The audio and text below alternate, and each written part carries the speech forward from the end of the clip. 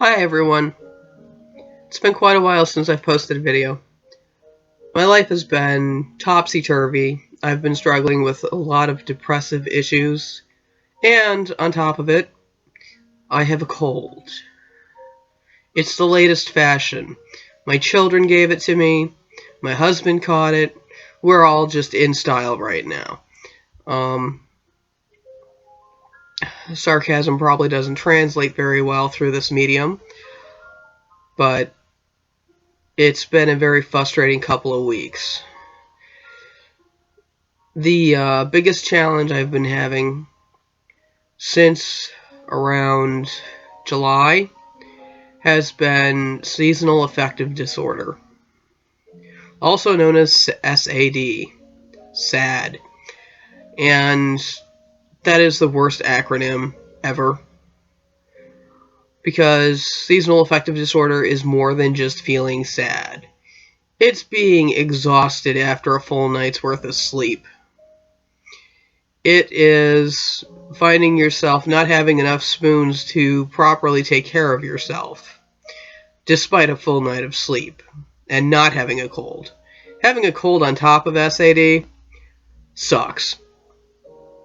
But you gotta keep trying, because eventually the weather improves and you get back to that nice, wonderful, there is more sunlight going on period of the year.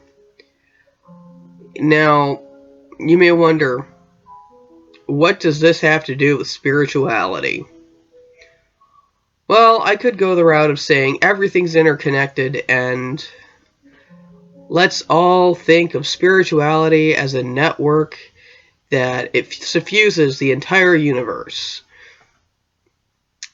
I know there's going to be at least one viewer who's going to call me out on BS for that one. And that's okay, because it kind of is to phrase it like that. It's not that simple. Spirituality is complicated and messy. Why? Because life is complicated and messy. I'm just taking one small part of it and saying, let's look at spirituality and depression, because that's been the big thing on my mind. You can't see it, but right beside me is my altar. It's got a nice, brand new, fancy altar cloth on it that I just finished making about 2 months ago. It's rainbow colored. It's beautiful. And I've got my incense going, even though I can't really smell it, because yay congestion. I've got my candles going, and everything looks like it's just perfect. My depression tells me I'm not doing enough to maintain this altar. There's a very fine layer of dust over some of the icons, and my brain tells me this is profane, and this is horrible, and why aren't you taking care of this? Well, at the same time, in my bedroom, I have a mountain of laundry waiting to be folded, because I've been too sick to fold it. So, you gotta accept that life happens. Depression will sit there and tell you it's not worth trying. It will tell you you can't do it unless it's perfect. There's a lot of lies depression will tell you. Perhaps the biggest one that I've encountered is that everything's worthless, and that I have no value, that my successes are just dumb luck. And that's not true. Logically, I understand this is not true. Emotionally, not quite so great. Part of that's because I am depressed right now. Part of that is because I've lived through a lot of trauma. And that wires your brain to look at things and see the hard way to do things, and to see the bad side of everything. And also to have you be hyper aware and on the defensive all the time. that manifests in a bunch of different ways for a bunch of different people. Going through traumas and being in that state, that's known as post-traumatic stress disorder. I'll do another post about it at another point in time. I get it. May's Mental Health Awareness Month, and I'm a couple months late on this. My life's been complicated. My spirituality has been a big help for me in managing my depression symptoms. I do things like I keep a gratitude journal. Some days I am grateful for one thing, that I actually woke up in the morning. Other days the list is long enough that I can't fit it in the page I'm on. You can guess which days are the depressed days. And my spirituality is like a rope to hang on to when things get hard. Other people got different ways to cope with depression. And they've got different techniques that works for them. For me, it's prayer. For me, it is journaling. For me, it's doing things to keep myself busy so that I don't sit there and perseverate or hyper-focus on what the depression's telling me. For example, I have the charity projects that I'm working on. I've got a scarf sitting in a bag right behind me that I'm working on. This thing's hideous. Every single color of the rainbow. I thought it was going to look great. Then I started working on it, and it was supposed to work up plaid. It is definitely not plaid. It is clown barf. But I'll post a picture of that at some point when it's done, and you can see just how hideous this thing is. Still, it's going to keep somebody warm. It's going to help somebody out. That's why I'm making it.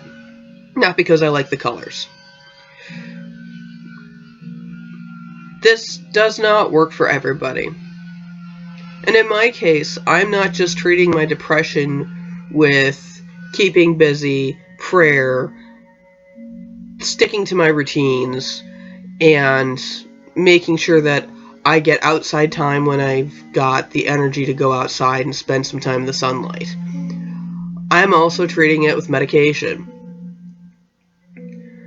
Because my brain chemistry is, to put it bluntly, fucked. And I apologize for anybody I've offended with that. But let's be honest, that's the exact state of my brain right now.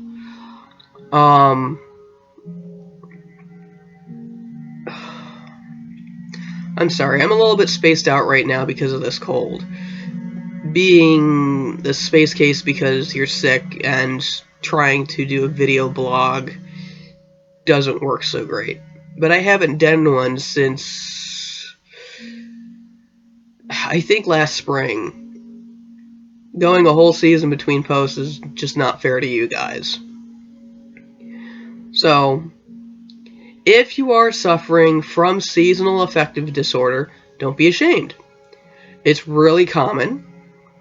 And it happens to people. It doesn't just happen to people in the winter months. It can happen to people during the summer months. And when the seasons are getting all spring and happy and look, everything's blooming and wonderful. And then there you are having crippling depression.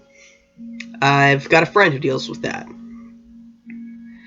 And seasonal affective disorder is a specific form of depression that is kind of cyclical. It comes around same time of year every year.